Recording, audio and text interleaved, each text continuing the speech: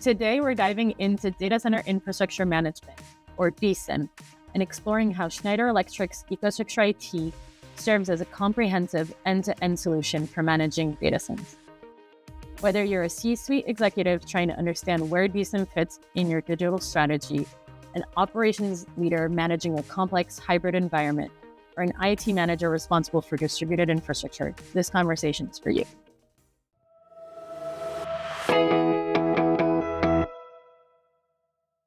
Joining me today is Himamshu Prasad, Senior Vice President of EcoStruxure IT at Schneider Electric. Welcome, Himamshu. DCIM has been around for over a decade, yet it feels more relevant than ever. For those just tuning in, how would you define DCIM today, and why has it become a strategic imperative rather than just an operational tool, particularly as AI workloads and high-density computing are fundamentally reshaping data center infrastructure? Thank you for the question, Alison. First, delightful to be here. Thank you for having me here.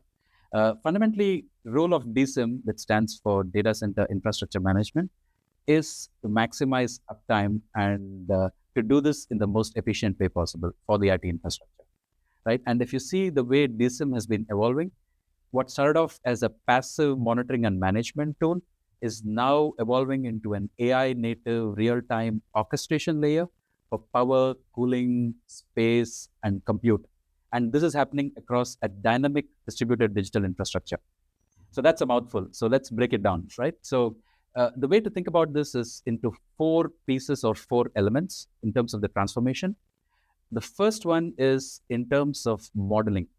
What used to be during the design phase, we used to do simple models, maybe Excel-based, maybe otherwise, is now transforming it into a total digital twin where you're using physics-based models for both thermal to simulate, let's say, the cooling and airflows, and whether it's liquid cooling or air cooling, and also using tools like ETAP to do electrical simulation.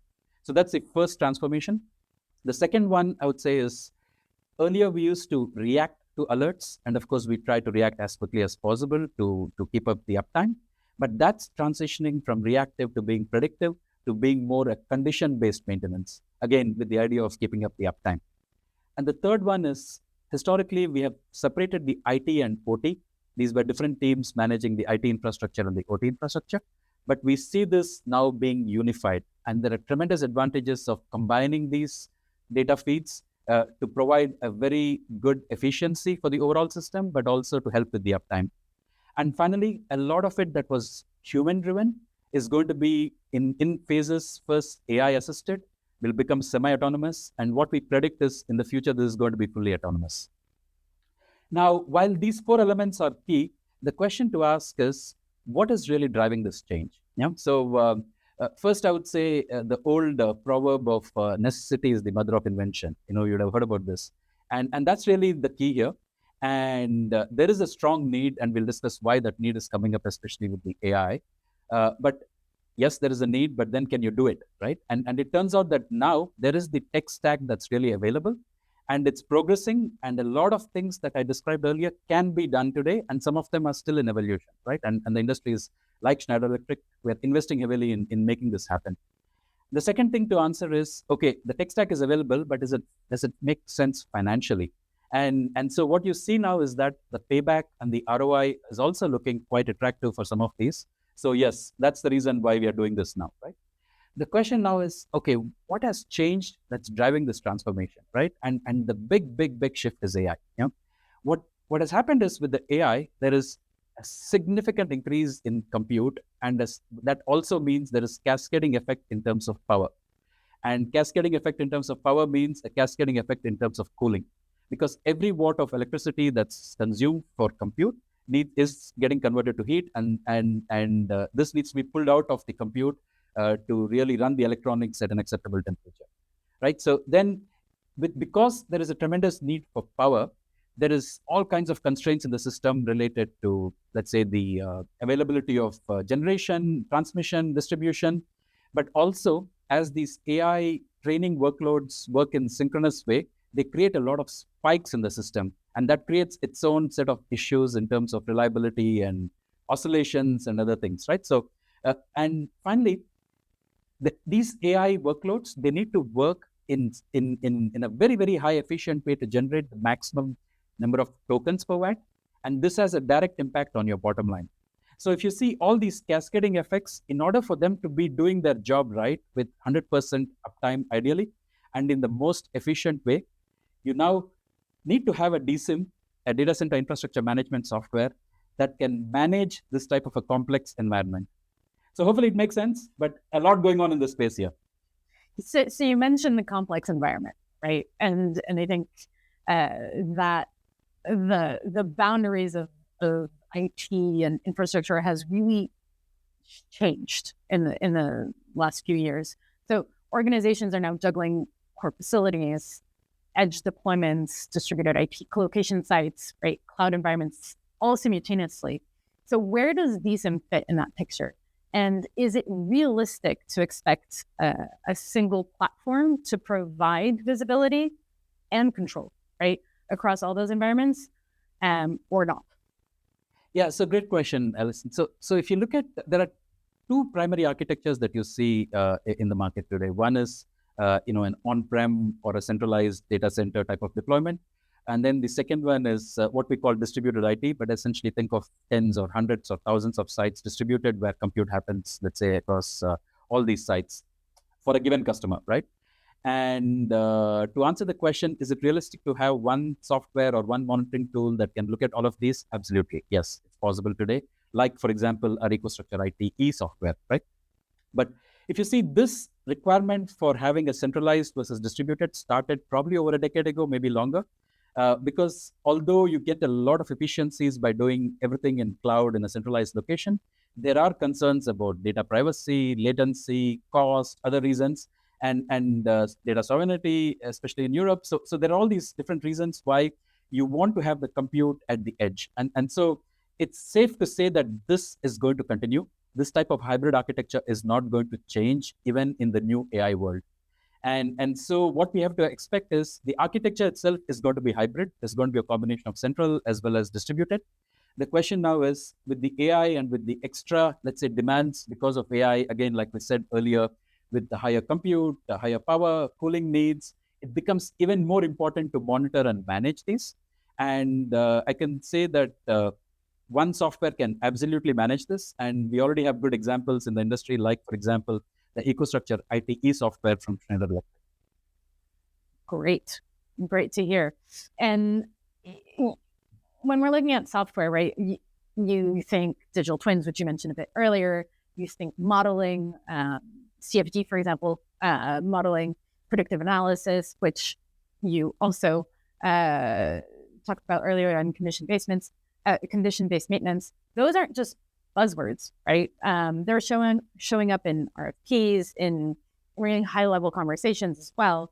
How are these capabilities changing the actual decisions that people are making today? Yeah, great question, Alison. So if you look at, let's say, any deployment, whether it's a greenfield deployment or a brownfield, right? You can think of it as a 4-phase approach: design, build, operate, and maintain, right? So if you look at, let's say, specifically the design and build phase, right? Whether it's, let's say, you're building something totally new or you're upgrading your existing infrastructure to support AI workloads, those are, let's say, brownfield deployments. A good way to start before just going ahead and buying a bunch of equipment and installing them is to do a simulation. And these tools are available right now. And one of the key tools for this is your thermal simulation, with tools like computational fluid dynamics, physics-based simulation. And by the way, Schneider does have a very, very good offer for doing this type of a simulation. And what this tells you is, can you even have this type of compute in such a small space, right? And it will help you identify hotspots, even before you start deploying solutions in this space. And similarly, just like how CFD tools can look at thermal simulation, you have tools like ETAP, again, and they can help you with electrical simulation. Do you have the right kind of power capability, the right type of breakers, the right type of panels, to support, let's say, the higher power that's needed for AI, right? So these tools are very much real. They are available today and being used by many, many, many different customers. So I would say it's not science fiction anymore. It's very real, and customers are using them today. Okay. And So you're talking modeling, right? And a lot of what goes before. But what happens when everything is live, right? That's where the real test begins, right? So how does DCIM support that operation maintenance phase? And what does it look like today, right? And a bit more specifically, right, because it's a very broad question, how do monitoring management and alarming capabilities give operators the digital awareness they need to keep things running and catch problems? So going almost looking at whether they're managing a state-of-the-art greenfield site or a complex brownfield environment with legacy infrastructure. Yeah, this is the heart of DCIM, right? So once the design and build phase is done, the rest of the work is all about operate and maintain, right? And that's where, again, we started off by defining the core functionality of DCIM. The core functionality is to maintain uptime. Ideally, 100% of the time, the IT compute should be running, right? And then run it in the most efficient way. And so DCIM becomes critical for both of these.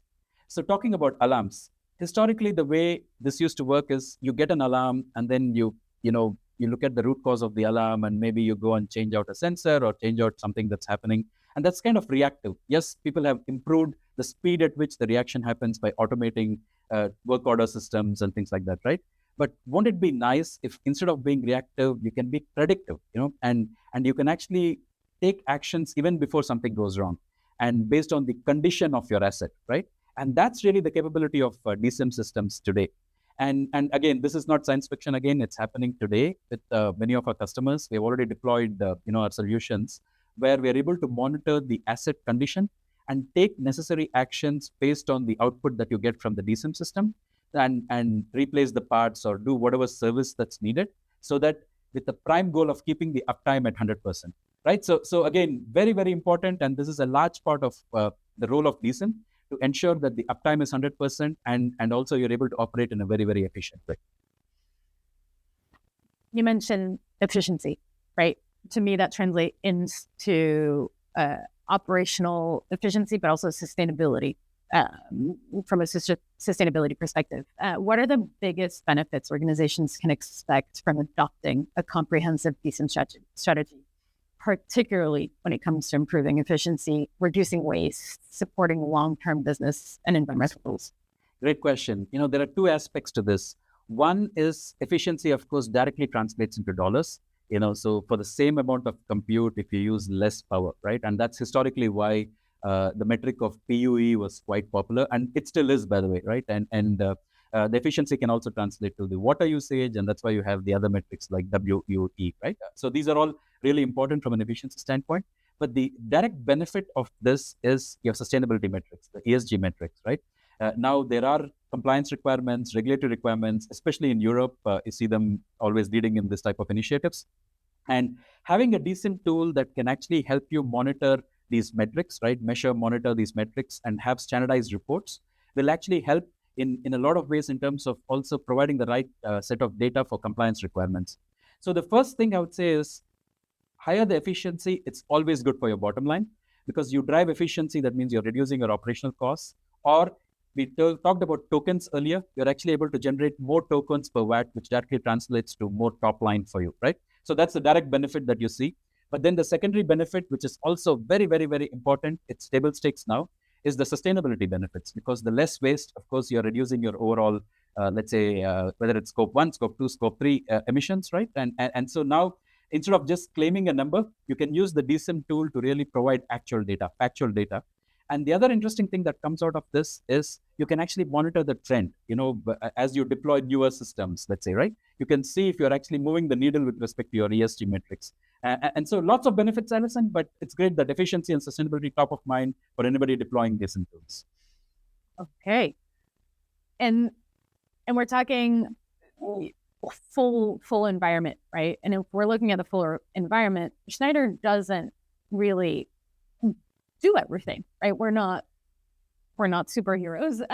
But so how critical is vendor neutrality in a DCIM solution, right? Because there are assets that are not just one vendor. A lot of people have a mix. And what does it actually cost organizations when their DCIM can't unify that picture? And maybe where does Schneider stand on vendor neutrality? Yeah, another great question, Alison. You're absolutely right. The systems are so complex right now, and it's not reasonable to expect that one company provides all the solutions for a given environment. And although I would like to say that Schneider Electric does provide a lot of components for a given environment, right? But we do acknowledge that in a typical environment, you do find components, both hardware and software, from various different vendors, right? So if you look at hardware, the good thing is there are industry standard protocols right now. Call it SNMP V1, V3. There's BACnet, there's Modbus, and so what happens is with these protocols, it's possible to have one DSIM solution that can talk to all the different vendors. When I say vendors, their assets, right? And a good example again is the EcoStruxure IT suite, right? So yes, we do talk to Schneider assets, of course, but we talk to a lot of different vendor assets. About 20,000 of them actually, right? So it's a so you can think of any vendor that has a power or a cooling solution, or let's say anything else that can talk Modbus, BACnet, SNMP, V1, V3. We can talk to that particular asset. And so what it does is, even from a customer standpoint, it de-risks for them, right? So they are not single vendor dependent. They can replace one component with another component from a different vendor, and still the DSIM solution doesn't have to change. So vendor neutrality is very, very important. It protects the customer. That's on the hardware side, right? But a similar idea can be extended to the software side as well. Imagine a customer having, let's say, for whatever historical reasons, or maybe because there are best in class software for a certain domain, right?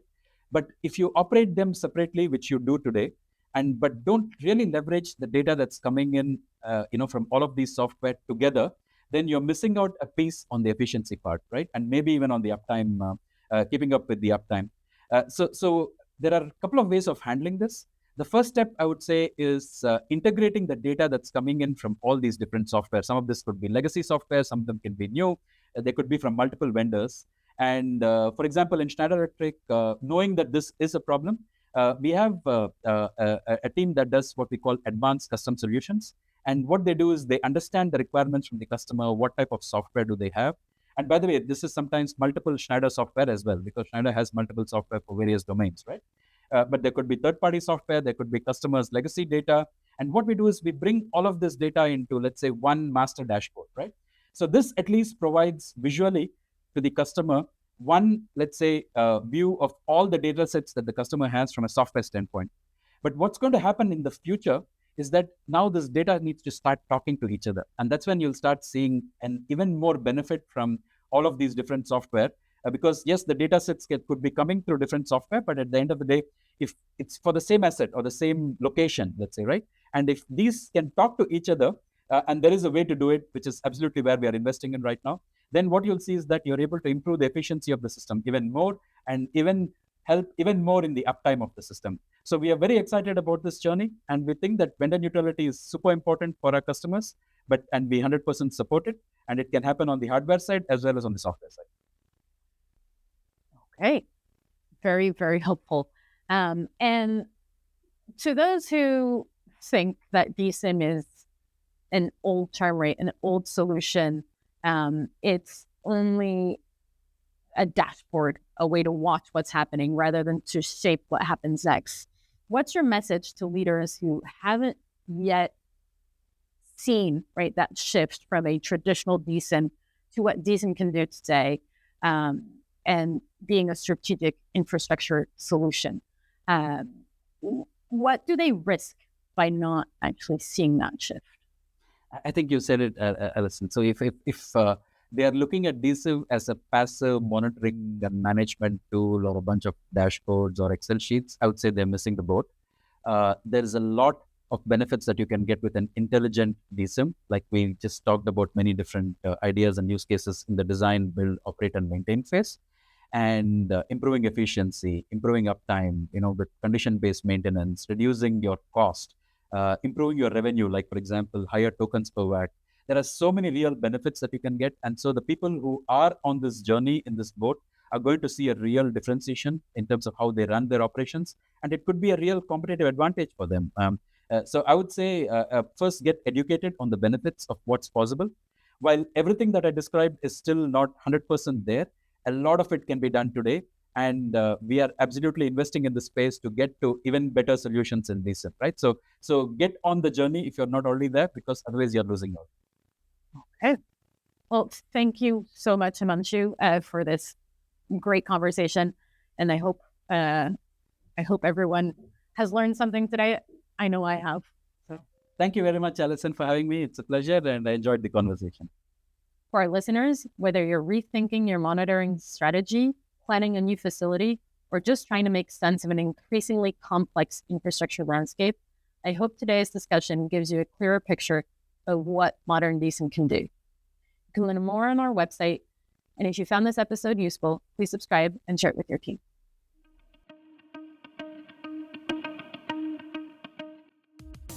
That's a wrap on this episode of Data Center Dialogues, powered by Schneider Electric. I'm Alison Matte. Thanks for tuning in. If this was valuable, subscribe, rate the show, and share it with someone on your team. See you next time as we dig further into the future of energy tech.